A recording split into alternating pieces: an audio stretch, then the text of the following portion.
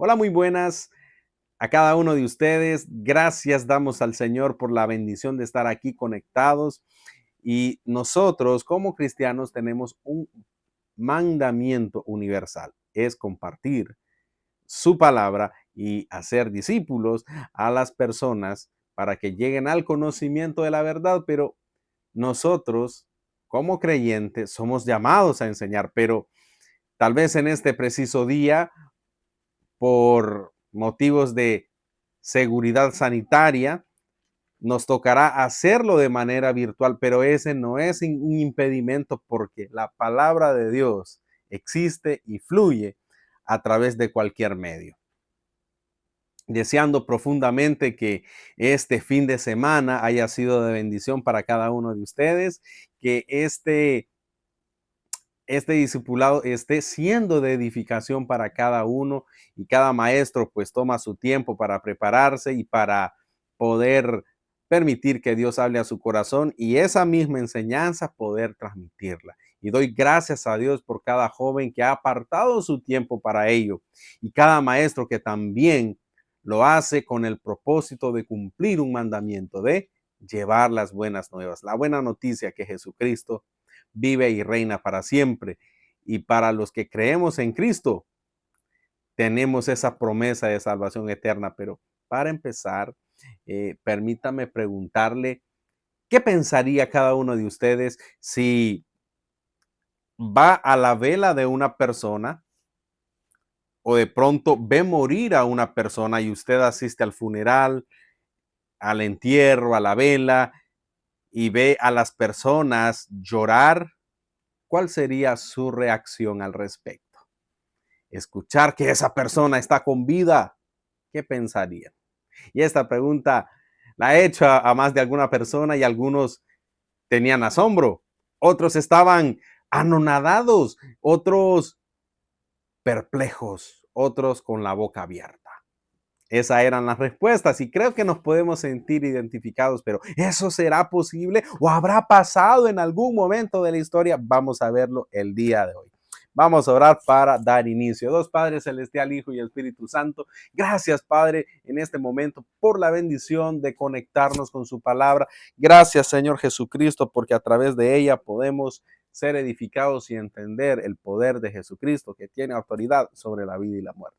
Gracias Padre por todas las bendiciones en Cristo Jesús. Amén y amén. Bien, entonces, para recapitular un poquito lo que vimos la semana pasada, la primera parte de esta lección número 4, y vamos a ver esta segunda parte, pues déjenme contarles que cuando Jesucristo estaba en vida, tenía un amigo, este se llamaba Lázaro.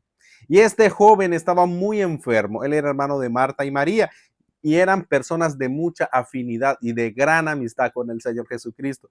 Y en el libro de Hechos, más bien en Juan capítulo 11, describe cómo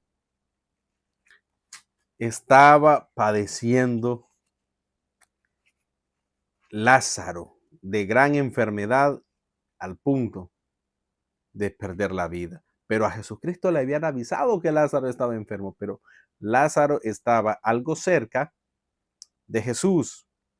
En cuanto a distancia, Jesús estaba caminando cerca de allí y cuando llega al tercer día después de su muerte, prácticamente casi al cuarto día, ¿a qué viene, Señor? Si hubieras venido temprano, cuando te llamamos hace 3, 4 días, seguramente Lázaro estaría con vida.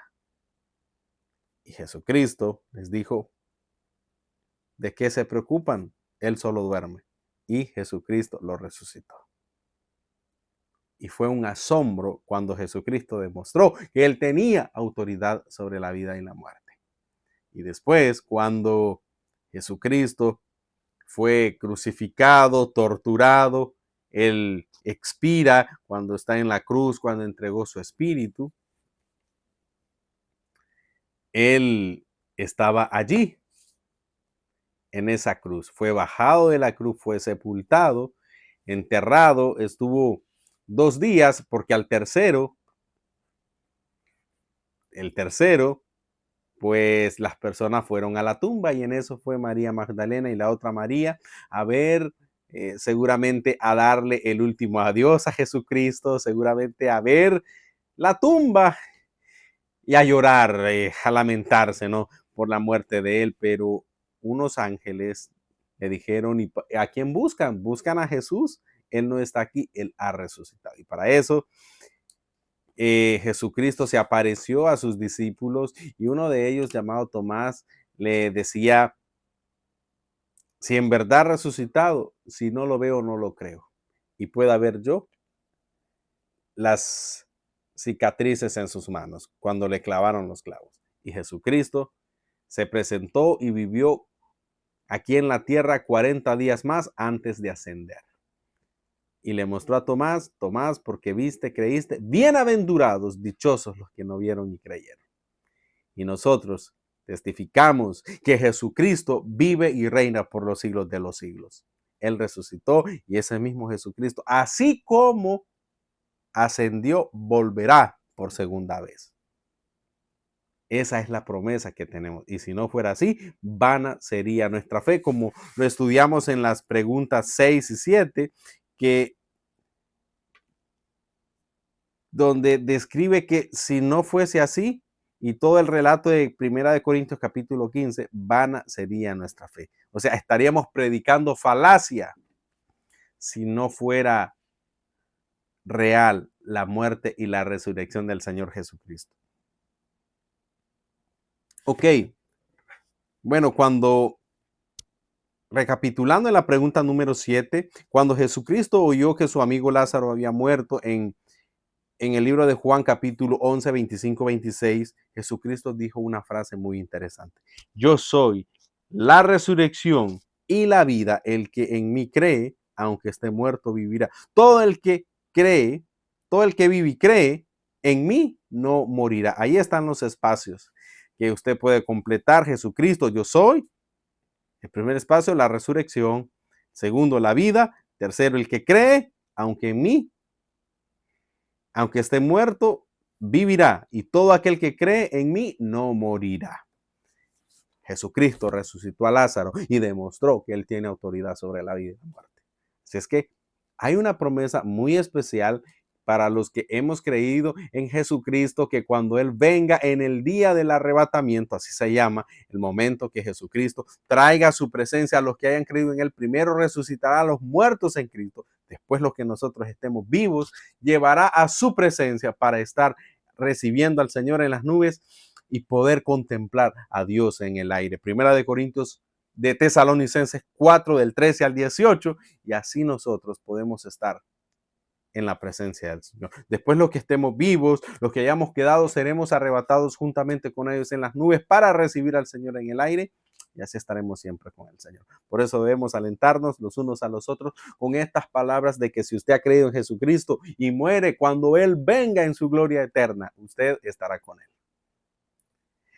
Bien, ahora, cuando Jesucristo estaba con Lázaro, preguntó a las personas, ¿creen en esto? Y cuando luego Jesucristo levantó a Lázaro de los muertos, muchos creyeron en él, pero no todos, pues miraron a Jesucristo como una amenaza a sus tradiciones.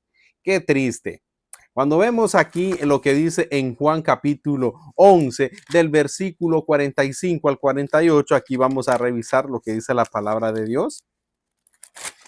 Vea lo que dice acá. Entonces muchos de los judíos que habían venido para acompañar a María vieron lo que hizo Jesús, creyeron en él, pero los que algunos fueron a los fariseos le dijeron lo que Jesús había hecho. Entonces los principales sacerdotes y los fariseos reunieron el concilio y dijeron, ¿qué haremos? Si este hombre hace muchas cosas y señales, si le dejamos así, todos creerán en él y vendrán a los romanos y destruirán nuestro lugar santo y nuestra nación. ¿Por qué? ¿A qué viene esto? Les explico. Roma era el imperio más poderoso de esa época y tristemente Judá e Israel estaban bajo el dominio romano. Entonces el emperador romano era visto como una divinidad, pero si Jesucristo ganaba fama y él se proclamaba rey de los judíos, podría existir una fricción política e ideológica entre los israelitas y Roma, aunque Jesús dejó muy claro que su reino no era terrenal, sino un reino espiritual, aunque bueno, hay personas que politizan las cosas y eso pasaba, así como pasa un poquito parecido, que muchas veces las personas politizan las cosas. Pero bueno, al fin y al cabo era una excusa barata también de los fariseos. ¿Para qué? Para ellos seguir viviendo y funcionando en su vida religiosa de la misma manera que lo hacían, para no someterse a Jesucristo también y no someterse a Dios, dicho de otra manera. Y también tenían ese temor de que los romanos tomaran represalia contra ellos porque iban a seguir a otro líder que no fuera César o el emperador romano, que es el mismo. Ahora, vamos a ver qué hacía el apóstol Pablo según Hechos 17, 30 al 32, cuando él enseñaba la palabra de Dios. Vamos a ver lo que dice Hechos 17. Vea lo que dice aquí la palabra de Dios. Y esta era la clave y la centralidad del mensaje del apóstol Pablo al respecto. Vea lo que dice la palabra de Dios aquí. Pero cuando oyeron lo de la resurrección de los muertos, unos se burlaban y otros decían, ya te oiremos acerca de eso otra vez. Y así Pablo salió de en medio de ellos. Mire, había cierto rechazo, o sea, te vamos a ir otra vez, decían de forma irónica, o sea, no queremos oírte más. Entonces, ¿qué era lo que estaba haciendo Pablo? Exhortando a las personas. ¿A qué? ¿A qué los llamaba? A que se arrepientan.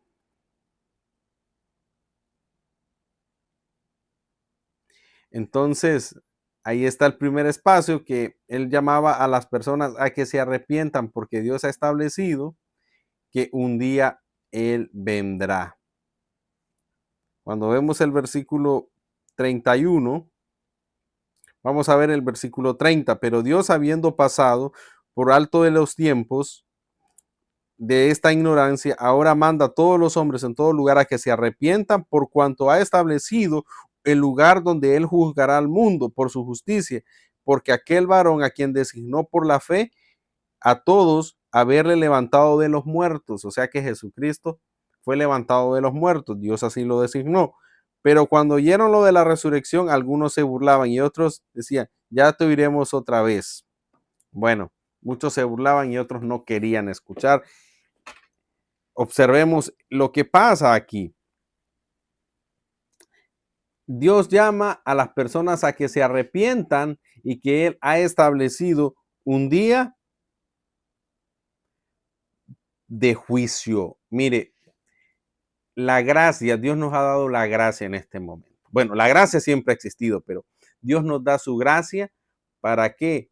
Para que comunicándonos su amor infinito, su amor eterno, tengamos una relación con Dios, teniendo esa relación con Dios, quitando Dios nuestro pecado, santificándonos, dándonos el Espíritu Santo, dándonos su salvación, nosotros podamos tener un lugar en el reino de los cielos.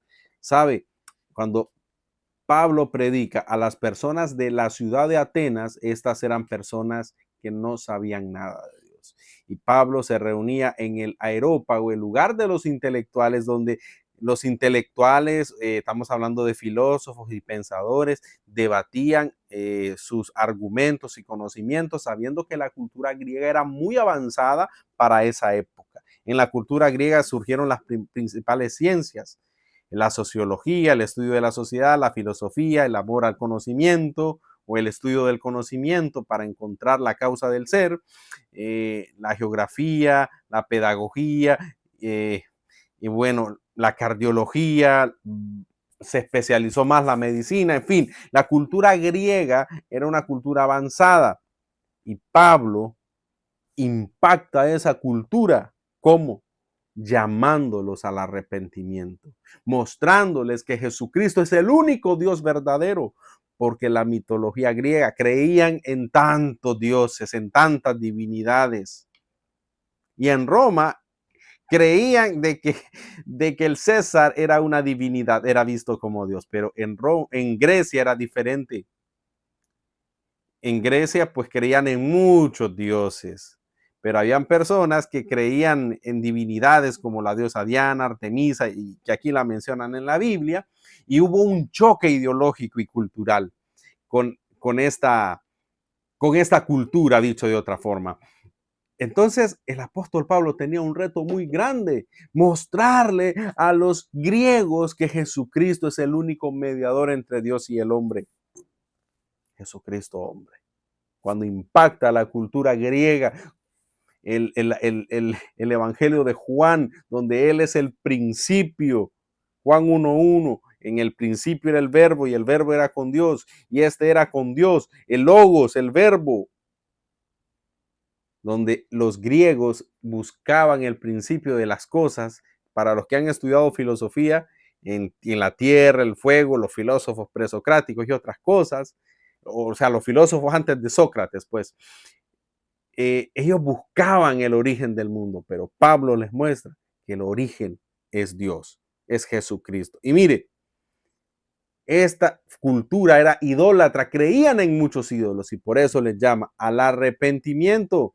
Versículo 32, aquí en la segunda parte del versículo 8, al oír lo de la resurrección de los muertos, unos se burlaban y otros decían, ya te oiremos acerca de eso otra vez. Otros probablemente estaban dispuestos, pero otros no. Asimismo, cuando enseñamos acerca de Dios, algunas personas van a estar dispuestas, otras no. Doy gracias a Dios porque ustedes que están recibiendo el discipulado están dispuestos a escuchar la palabra de Dios y a los maestros que han apartado su tiempo para ello, ¿verdad? Ahora, aquí hay un cuadrito donde nos muestra, siempre habrán personas que se van a burlar de nosotros. Ahora, preguntémonos, ¿cree usted que Jesús ha resucitado? Yo creo que sí. ¿Qué dicen ustedes? Que Jesucristo da vida eterna. Yo creo que sí, porque Él es el camino, la verdad y la vida. Nadie viene al Padre si no es por Él. Y creo que Él será resucitado después de la muerte, de mi muerte. Creo que seré resucitado. Yo creo que sí, porque Primera de Tesalonicenses así lo dice. Debemos que creer en Él. Juan 11:25 nos dice una respuesta muy clara al respecto. Juan 11:25 nos dice acá, yo soy la resurrección y la vida. El que cree en mí, aunque esté muerto, vivirá, cuando resucitó a Lázaro. Ahora, ¿qué dice? ¿Qué dice acá la palabra de Dios con respecto a la resurrección de los muertos? Dios ha prometido resucitar o traer a su presencia a los que hayan creído. ¿O se imaginaron ustedes como los discípulos en Juan 14, donde dice, Señor, si vas a ascender al cielo, ¿qué va a ser de nosotros? Había preocupación en las personas. No sabemos a dónde ir, no sabemos qué hacer. Jesucristo les dijo, yo he preparado moradas para ustedes en los cielos. Si no fuese así, yo no les hubiese dicho esto. Él está preparando una morada para que estemos con Él, para que siendo resucitados lleguemos a su presencia. Y vamos a mostrar otra evidencia aquí en Primera de Corintios 15, versículo 55 en adelante. Vamos a ver qué dice la palabra de Dios. Primera de Corintios 15.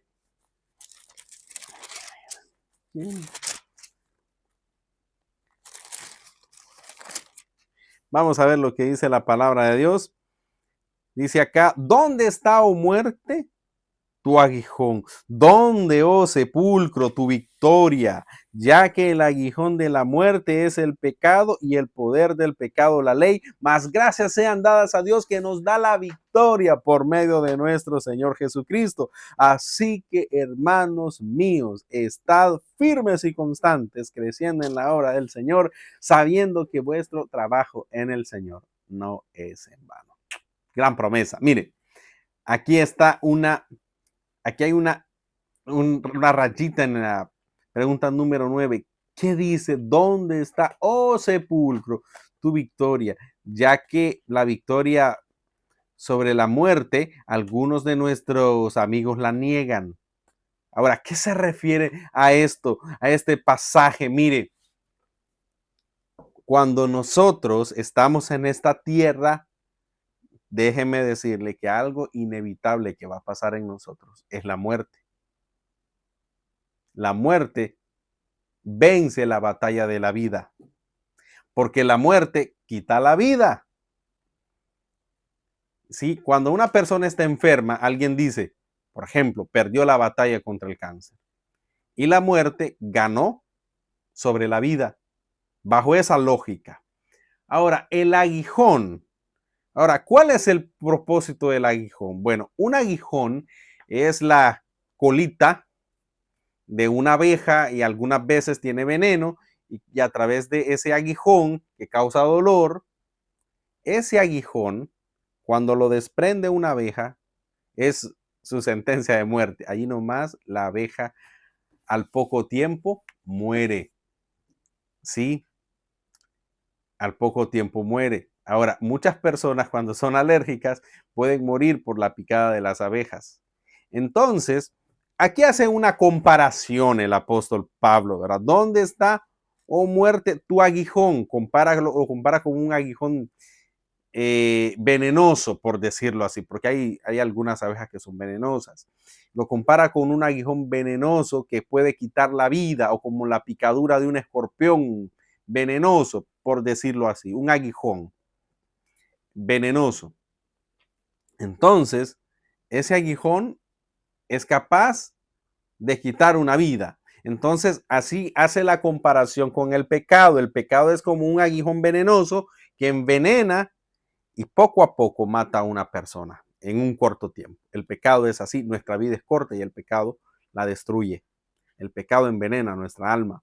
Ahora, veamos esto. Si nosotros hemos tenido a Cristo en el corazón, vamos a morir en esta vida pasajera y terrenal, pero resucitaremos para una vida eterna donde la muerte será quitada o vencida.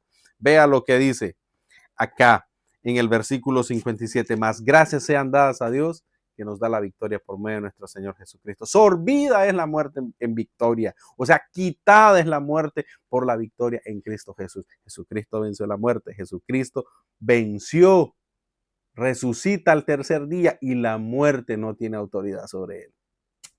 ¿Cuándo vino la muerte? Romanos 5:12, porque el pecado entró en el mundo por uno. Así la muerte entró a todos los hombres, por cuanto todos pecaron. Cuando el hombre estaba en el árbol, en el huerto del Edén, estaba el fruto prohibido. Y el pecado de la bandida desobediencia que trajo la condenación. Dios quitó el árbol de la vida del huerto del Edén. Y vuelve a aparecer en el Apocalipsis. Y cuando comamos el árbol de la vida, seremos eternos. Aunque este es un simbolismo, pero el ser humano buscó el árbol de la ciencia del bien y el mal, queriendo ser igual a Dios, queriendo ser inteligente, y fue engañado. ¿Sí? Este mundo está caído, lleno de pecado, donde el mundo te va a enseñar cosas que no son. Pero Cristo es la verdad. Y Cristo es el árbol de vida.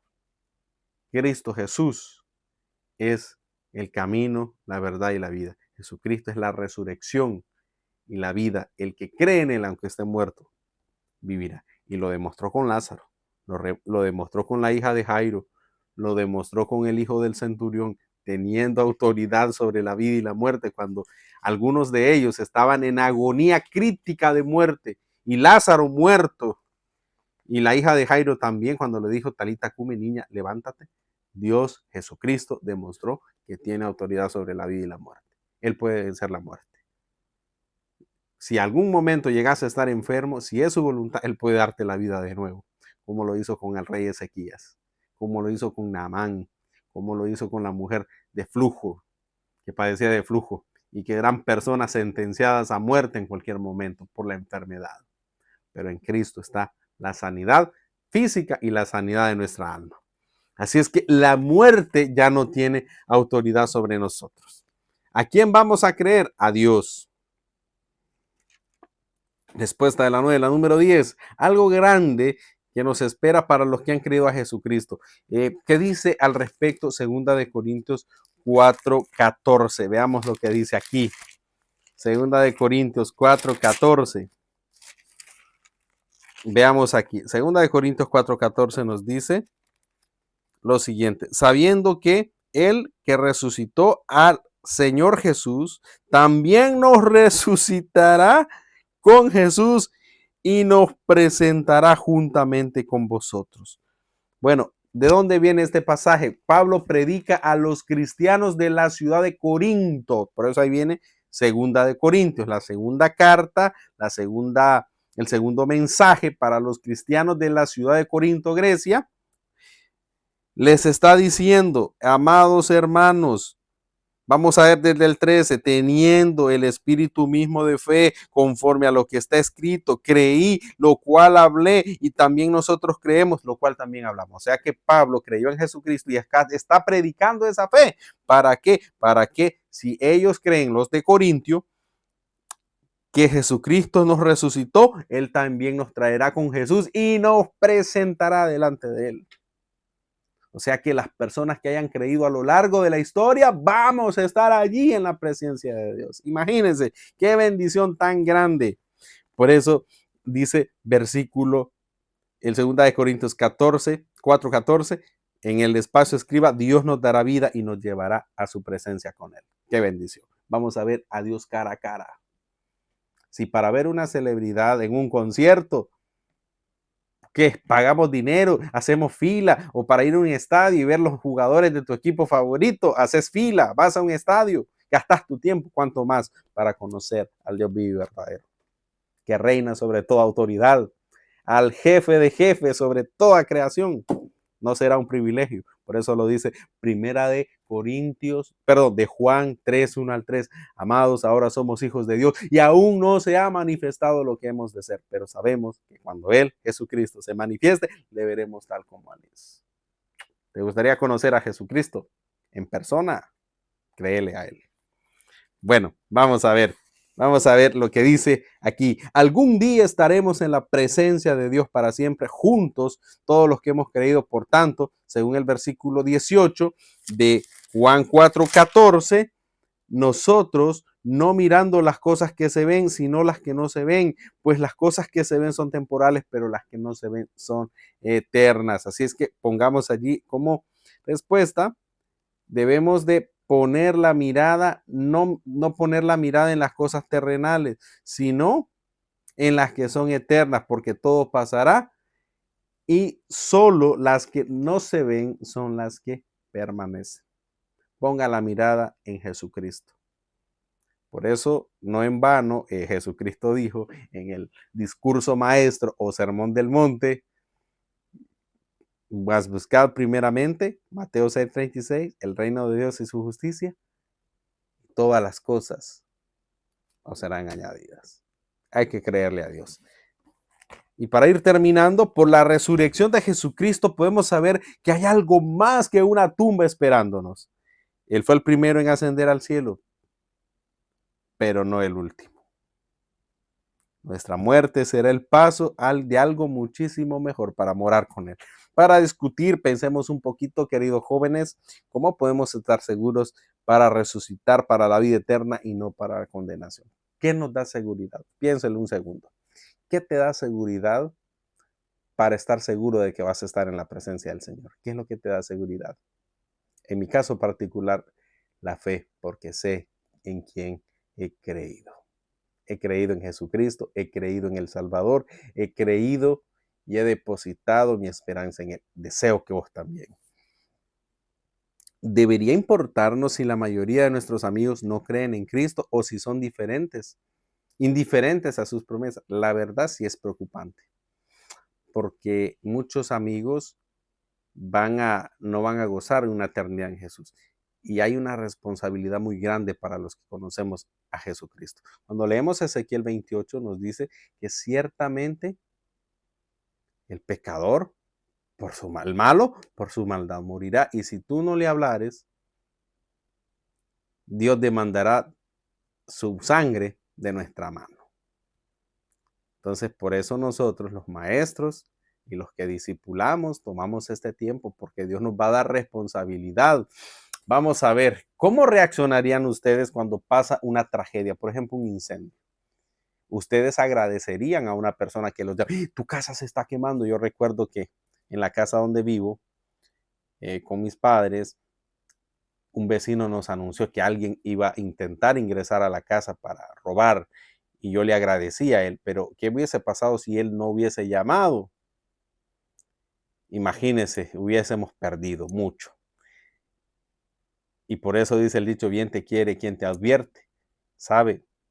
Si nosotros no le hablamos de Cristo a las personas, cuando estén en el juicio, nos van a reclamar esas personas. ¿Por qué no me dijiste? ¿Por qué no me hablaste de Cristo? ¿Cómo es que eras cristiano y nunca hablaste? Entonces, por eso nosotros enseñamos la palabra de Dios, es nuestro deseo y el llamado que nosotros, todos los que hemos creído en Jesucristo, tenemos también. Así es que debemos orar por nuestros amigos, orar por las personas que queremos y nos conocen, ¿verdad? Entonces, bien, aquí hay un cuadrito al lado izquierdo. ¿Qué dijeron cuando Esteban estaba a punto de morir? Las personas que temen la muerte, hay personas que temen la muerte y otros la ven con tranquilidad. En el caso de Esteban, él lo miraba como la oportunidad de ascender a Dios. La eternidad viene hacia mí como un mar de gloria. Voy con alegría, como la alegría de un niño que va a la hora de la salida de la escuela. El sol se pone, pero el mío asciende. Cambio esta cama por una corona. Estas son personas de fe que pusieron la mirada en Jesucristo, que no le tenían temor a la muerte porque sabían que iban a encontrarse con el Rey de Reyes y Señor de Señores. El apóstol Pablo decía que estimaba poco su vida terrenal, pero él prefería estar en vida aquí por causa de los que no conocían a Cristo para predicarles. Pero por cuenta de él, mejor partía para estar con el Señor, que era muchísimo mejor. Así es que no nos preocupemos por nuestra partida en esta tierra, sea que Dios nos dé 50, 60, 30, 80 años, los que Dios le quiera dar, pero si usted pone su mirada en el Señor, Él dará la vida eterna. Esta vida será corta, pero la eterna para siempre, que es la que debemos poner la mirada. En Efesios 1:20 nos explica el poder que operó en Jesucristo, resucitándole de los muertos y ahora está sentado a la diestra de Dios Padre. Allí está sentado Jesucristo a la derecha de Dios. Cristo está sobre todo gobierno y autoridad, no solo en este siglo, sino también en el venidero. Medite en la importancia que tiene para nosotros saber que Cristo está sobre todo gobierno y autoridad y Cristo está sobre todo nombre que se nombra. Así es que pongamos nuestra esperanza en el Creador, pongamos la mirada en el Señor. Cristo está vivo, Cristo vive, reina y para siempre. Reina en tu corazón. Si reina en tu corazón, tenés a Cristo. Pero si no reina, recibile. Y bien, vamos a terminar con este tiempo y dando gracias a Dios, a cada maestro y a ustedes por apartar este tiempo para aprender de su palabra. Tiempo que es oro, tiempo que será de bendición. Así es que Cristo vive. Busquemos la vida eterna, pongamos la mirada en las cosas de arriba, no en las pasajeras, porque en Cristo está la vida eterna. Vamos a terminar orando y dando gracias a Dios por este tiempo. Dios Padre Celestial, Hijo y Espíritu Santo, en este momento, gracias le damos, Padre, por la bendición de ser hechos hijos suyos. Gracias por amarnos de manera incondicional, por haber muerto en la cruz, porque sin su muerte jamás podríamos gozar la vida eterna. Gracias por amarnos de manera incondicional, porque sin su palabra no tendríamos una guía y un mapa a seguir. Gracias, Dios, por morir por nosotros, porque Jesucristo mostró su amor infinito para amarnos de manera incondicional. Gracias, Padre, por amarnos en Cristo Jesús. Amén y amén. Que Dios les bendiga y que la gracia de Jesucristo les acompañe en esta semana y todo les salga bien. Bendiciones.